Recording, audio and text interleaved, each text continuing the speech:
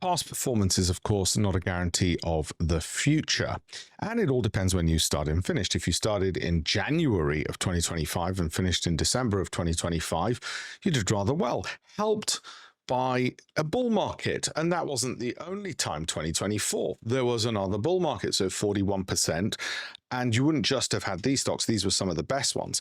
What did some of the worst ones do? Well, out of a portfolio of 20 to 30 equities, some of the worst ones had negative returns. If you think you're going to get a portfolio where every single stock goes up every single year, or even every single minute, every single day, every single week, then you're deluding yourself. What about 2023? Well, another great one because of the bull market, okay?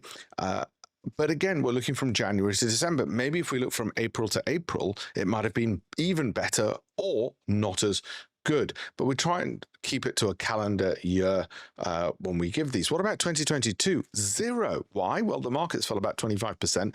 And in January, we said, well, we better hold cash. And then February, we said, better hold cash till next month. And then March became the same story. We couldn't see 12 months ahead. We could see 1 month ahead. And we knew to hold cash each month. But previous to that, 2020, 2021, again, great big bullish market. The market is what raised the tide on the boats. Did every single stock go up? No. Did different time frames, so January to January, February to February, March to March, produce different results? Of course, it's not a bank account. Did they all produce triple-digit returns? No, of course they didn't. Did every month they beat, I don't know, the S&P 500, or every minute, every second, every hour? I don't know. But it did over the year, which is what we'd want it to do. But did it over every 30-second period? Probably not. The reason I make these points is because people often don't actually know what business they're supposed to be in. And the business they're in is investing, and it's not just 12 months, hopefully. If they're good quality companies, it should be longer than that. Do we have big regrets? Yes. Why didn't we have sterling infrastructure for a lot longer? Okay. Why didn't we just put everything into NVIDIA and get our 238%? Because we can't see how much something's going to go up, which is why we diversify amongst more than just one equity. Can we guarantee that in the future? Of course not. Absolutely, totally not. Were these exceptional years? Yes. Were they typical? No, because anybody who knows anything about the stock market since 1945 would tell you 58% in the year is not typical. Do we expect it to happen again in a bull market, which repeats what's happened over the last few years? Yes.